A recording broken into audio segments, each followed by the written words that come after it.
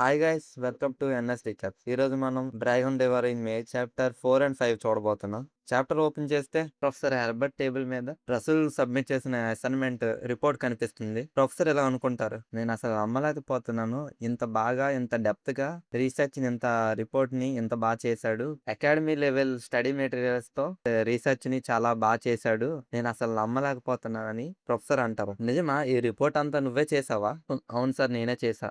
కావాలంటే నా మానా పైన నేను ఒట్టేసి కూడా చెప్పగలను. మానా మీద ఒట్టా?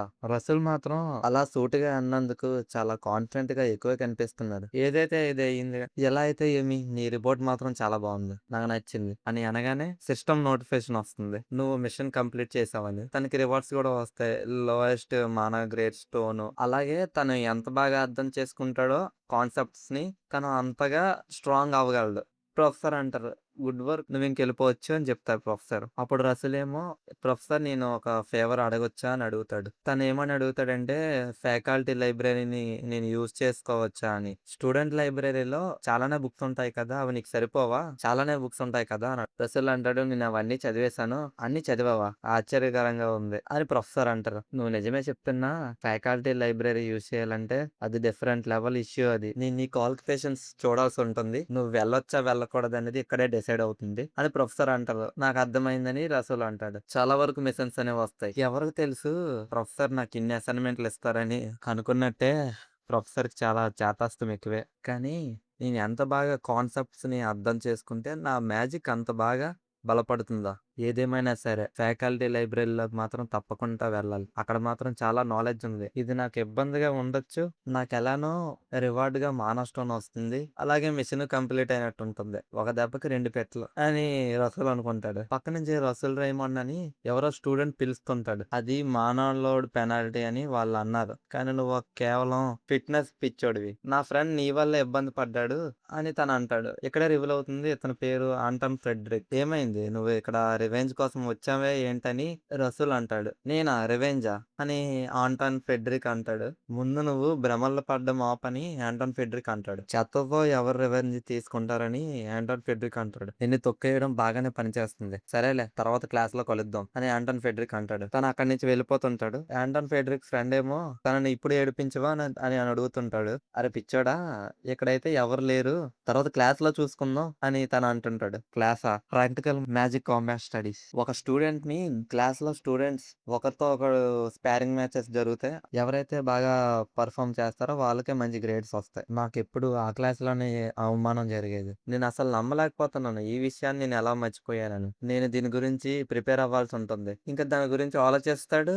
తనకేమో నోటిఫికేషన్ వస్తుంది మిషన్ గురించి. ఆ మిషన్ ఏమని ఉంటుందంటే, సెకండ్ సర్కిల్ కి రీచ్ అవ్వాలి, రీచ్ అయితే ఇంక్రీజ్ అవుతుంది అండర్స్టాండింగ్ లెవెల్ అని వస్తుంది క్వెస్ట్. తను అలా కష్టపడి చదువుతుంటాడు. ప్రొఫెసర్ హెర్బర్ట్ ఇచ్చిన అసైన్మెంట్లన్నీ ఫినిష్ చేస్తుంటాడు. కొన్ని క్వెస్ట్లు క్లియర్ అవుతుంటాయి. తను అనుకుంటాడు మానా స్టోన్స్ అన్ని రెడీ అయిపోయాయి, కానీ నా మానా లోడ్ ఇదంతా హ్యాండిల్ చేయగలదా ఇన్ని మానా స్టోన్స్ ని అని ఆలోచిస్తుంటాడు. లేదు లేదు, నేను ఎంత ట్రైనింగ్ చేసింది దీని గురించే, ఆ ట్రైనింగ్ మీద నమ్మకం వేసి అని తినేస్తాడు స్టోన్స్ అన్ని. ఈ మానాని నేను మలుచుకోవాలి, ఎలా అయినా కొత్త సర్కిల్ క్రియేట్ చేయాలి. ఒకవేళ ఇప్పుడు కానీ ఫెయిల్ అయితే నా గుండె మాత్రం ఆగదు, కానీ నేను ఇప్పటికే నిర్ణయం తీసేసుకున్నాను, ఏం జరిగినా సరే నేను మాత్రం ఆగను, నేను మాత్రం అది నా సొంతం చేసుకుంటాను అని తను అనుకుంటాడు. నేను సాధించాను, నేను కొత్త సర్కిల్ చేశాను, నేను సెకండ్ సర్కిల్ కి రీచ్ అయ్యాను అని తను అనుకుంటాడు. అక్కడే పడిపోతాడు. నోటిఫికేషన్ వస్తుంది, ఏమనంటే తనేమో మిషన్ క్లియర్ చేశాడని, సెకండ్ సర్కిల్ కి రీచ్ అయ్యాడని. అమేజింగ్, నేను అసలు నమ్మలేకపోతున్నాను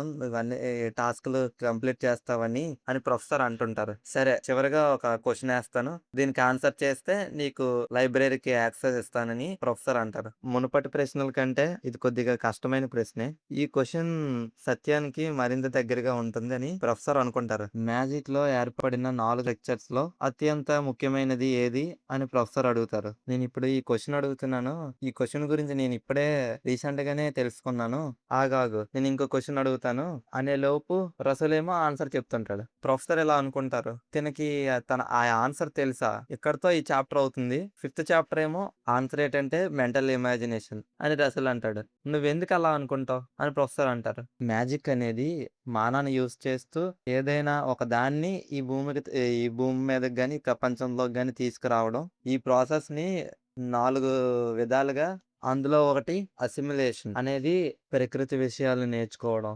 మెంటల్ ఇమేజ్ అనేది ముందంతా నేర్చుకున్నది నువ్వెక్కడైతే స్టోర్ చేసుకున్నావు అంటే మెదడులో, దాన్ని అక్కడ విజువలైజ్ చేసుకోవడం. అంటే అక్కడ ఊహించుకోవడం అనేది మెంటల్ ఇమేజ్ అని అనుకుంటాం. కన్‌స్ట్రక్షన్ అనేది నేర్చుకున్న ఫార్ములాస్ అనేవి మనం ఇమాజిన్ చేసుకున్న నిజంగా కనిపించేలా చేయడానికి అవసరమైన ఫార్ములాస్. మేనిఫెస్టేషన్ మ్యాజిక్ అనేది ఫార్ములా నుంచి ఎలాగైతే రియల్ వరల్డ్ లోకి వస్తుందో దాన్ని మేనిఫెస్టేషన్ అంటారు. అండర్‌స్టాండింగ్, కన్‌స్ట్రక్షన్, మేనిఫెస్టేషన్ ఇవన్నీ కొద్ది కష్టపడి చదివితే సరిపోతుంది. కానీ మెంటల్ ఇమేజ్ అనేది మాత్రం కష్టంతో వచ్చేది కాదు. మన లిమిట్స్ ని మనం దాటాలి. స్వేచ్ఛగా మనం మన థాట్స్ ని గాని, మన మెంటల్ ఇమాజినేషన్స్ గాని పెంచుకుంటే మాత్రం అది అప్పుడు సాధ్యమవుతుంది. ఆ లెవెల్‌కి అప్పుడు రీచ్ అవ్వగలం అని తనేమో చేతుల్లోకి మంటను తీసుకొస్తాడు. నేనిప్పుడు ఈ ఫైర్ యారోగా మార్చితే ఇది అప్పుడు సెకండ్ సర్కిల్ మ్యాజిక్ ఫైర్ యారోగా మారుతుంది.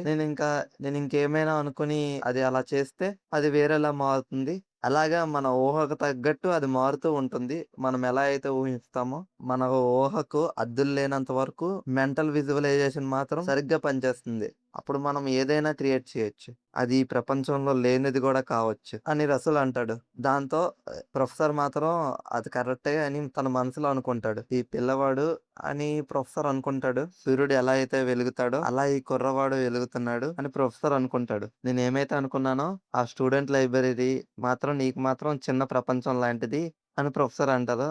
సిస్టమ్ నోటిఫికేషన్ వస్తుంది. మిషన్ కంప్లీట్ అయిపోయిందని. రసూలేమో లైబ్రరీలో నడుస్తుంటాడు. నేనిప్పుడు ఫస్ట్ ఫ్లోర్‌లో ఉన్నాను లైబ్రరీలో. అయినా సరే ఇక్కడ ఉన్నవన్నీ చాలా ఎక్స్‌పెన్సివ్ అని తను అనుకుంటాడు. ఇది స్టూడెంట్ లైబ్రరీతో పోల్చుకుంటే కొద్దిగా భిన్నంగా ఉంది. మ్యాజిక్ థియరీ, మ్యాజిక్ బాటనీ ఇవన్నీ బుక్కులన్నీ తీసుకుంటుంటాడు. ఇదే కదా ప్రాక్టికల్ అని బుక్ చదువుతుంటాడు. ఇక్కడ ఎక్కడ అస్సలు థియరీ అనేదే లేదు అని తను అనుకుంటుంటాడు. ఇంతలో ఎవరో నడుచుకుంటూ వస్తుంటారు. "నువ్వు చాలా ఆసక్తికరమైన బుక్ చదువుతున్నావు" అని వెనకన ఉన్న వాళ్ళు అంటారు. రసూలేమో వెనక తిరిగి చూస్తే ఇటువైపు చూడని అని అంటారు. ఈవిడ డరియా స్నో వైట్ అని అనుకుంటాడు. తర్వాత వెంటనే గ్రీట్ చేస్తాడు. ఇక్కడే మనకు అర్థమవుతుంది తనేమో ఫ్లేమ్ టవర్ మాస్టర్ అని. తనను తాను పరిచయం చేసుకుంటాడు. ఐ యామ్ రసూల్ రైమండ్ అని. ఆవిడ్ని చూస్తూ తను ఎలా అనుకుంటాడు. తను ఎయిత్ సర్కిల్‌లో ఉంది. వరల్డ్‌లో చాలా తక్కువ మందిలో ఈవిడ ఒకరు. ఎయిత్ సర్కిల్‌కి రీచ్ అవ్వడం అంత ఈజీ కాదు అని రసూల్ అనుకుంటాడు. 80 ఏళ్ళు దాటినప్పటికీ తన యూత్‌ఫుల్ అపియరెన్స్‌ని మెయింటైన్ చేయడానికి చాలా అమౌంట్ ఆఫ్ మానాని తను యూజ్ చేస్తుంది. రెడ్ టవర్ ఫ్యాక్షన్‌లో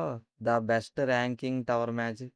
అయితే నీకు నేను తెలుసయితే. అప్పుడే రసూల్ అనుకుంటాడు. కానీ ఈవిడ ఇక్కడ ఎందుకు ఉంది? నువ్వు కంగారు పడిన అవసరం లేదు. ఈ చాక్లెట్ తీసుకో. నేనేదో ఇలా నడుచుకుంటూ వస్తున్నాను అని టవర్ మాస్టర్ చెప్తుంటా. నేను తీసుకోవాలా ఇది అని తను అనుకుంటాడు. నీకెలా యాక్సెస్ దొరికింది ప్రొఫెసర్స్ లైబ్రరీకి? నువ్వు స్టూడెంట్‌వి కదా! అని టవర్ మాస్టర్ అంటారు. ప్రొఫెసర్ హెర్బర్ట్ నాకిచ్చారు. నేను వెళ్ళొచ్చని చెప్పారు అని చెప్తాడు. అతను చెప్పాడా అని అడుగుతారు. అవునవును. అలా అయితే బానే ఉంటుంది. నువ్వేదో ఇంట్రెస్టింగ్‌గా ఉన్నావు. నీలో మాత్రం ఎక్స్‌ట్రీమ్‌లీ ప్యూర్ మానా ఉంది. నీ మానా డిస్ట్రిబ్యూషన్ గూడా స్టేబుల్‌గా ఉంది. ఎంత అరుదో తనేమైనా కనిపెట్టిందా అని తననుకుంటాడు. కంగారు పడకు. నేను నీకిక్కడ పాఠాలు చెప్పడానికి రాలేదు. రసూల్ తనకి థాంక్ యూ అని చెప్తాడు. నీ ఎబిలిటీస్‌ని బాగా పెంచుకో అని చెప్తుంది. ఆవిడ అక్కడి నుంచి మాయమైపోతుంది. రసూల్ ఏమో యెస్ టవర్ మాస్టర్ అని చెప్తారు. నేననుకోలేదు నేనిక్కడ ఆవిడని కలుస్తానని. ఎంత ఆశ్చర్యకరమో అన్‌ఎక్స్‌పెక్టెడ్ అని అనుకుంటాడు. తను రసూలే కదా అని